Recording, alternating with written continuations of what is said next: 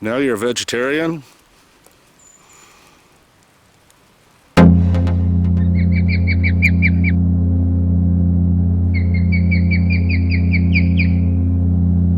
We're out, it's raining, and it's getting colder up here in the mountains. We're on one of the remaining Forest Service roads that are still open. In just a short while, this one will be closed as well. And this is the road that we will be planning to toboggan or polk sled down to, and to pick out a location for our hammock hot shelter. And we have it set up over here as a rough shakedown, and I do mean rough. I have not used this MSR tent in over 2 seasons, and I had forgotten how large of a footprint it needs, even to be a rain tarp for the hammock.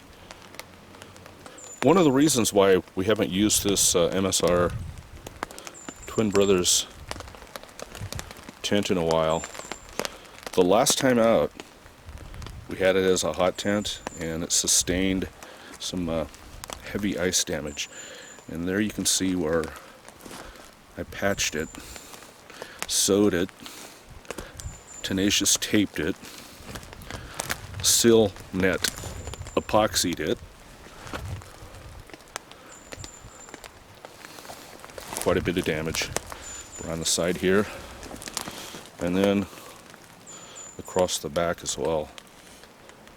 As I was saying, the last time we had this out, we had it out for a 3-day overnight, and the melted snow off the hot tent collected down at the base, and then the final morning that we were out, it all froze, and it froze solid, and it took me a long time to get it out, and some areas sustained ice damage. Cooper, you want to go inside, get warm? Well, not warm, drier. Let's dry off. One thing I must warn you though before we go inside, and sadly, we didn't bring the Warbonnet Blackbird hammock. It's been replaced, I'm afraid. The Blackbird simply just had too much material. You don't need a bug net. Really don't need the shelves in a hammock hot shelter. So I went with, sorry to say, another hammock. And this is the Warbonnet Traveler XL. It's 11 feet, and I may have to shorten it because at 11 feet, it's just barely coming inside the hammock hot shelter.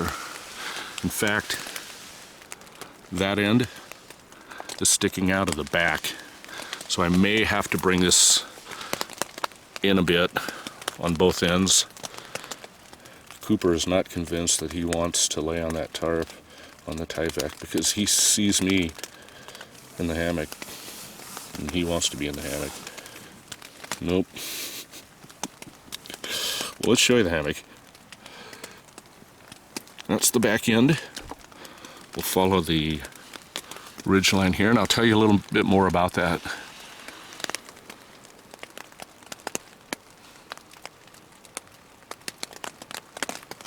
Showing you the area where the wood stove would go.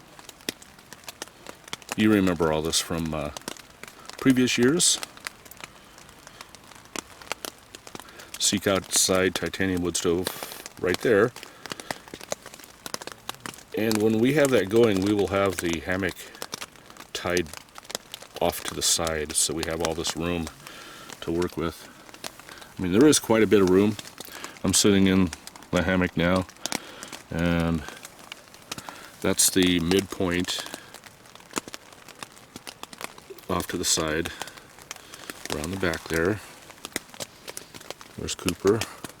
He's directly in back. And then up underneath the hammock and off to the other side. And as always, Cooper had his first. You can hear the rain, it's really coming down now. I'll take you out in it in just a bit. And of course, the old standby.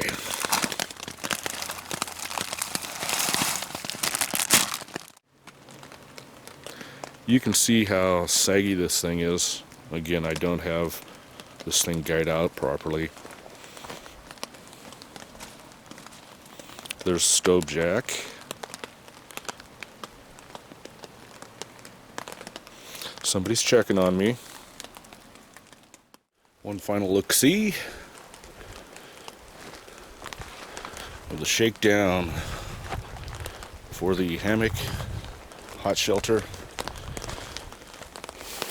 Next time there will be a titanium smokestack coming out of there with a wood stove.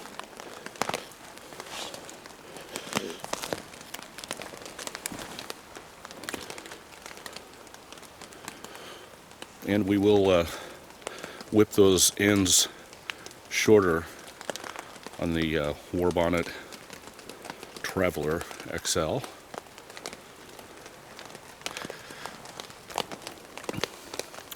All in all, a successful shakedown, I would say. We learned a lot about this setup after not using it for 2 years.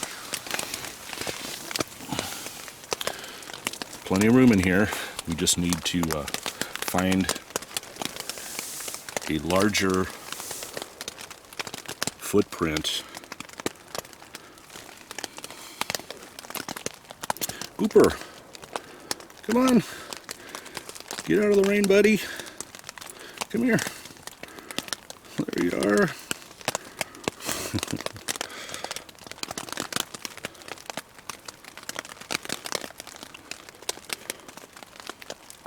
Cooper, well, let's get all this packed up, huh?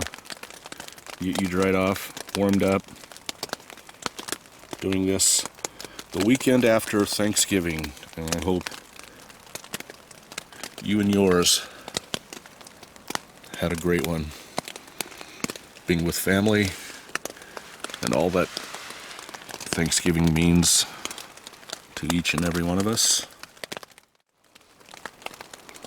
And as always, I want to thank you for coming along with Cooper and me.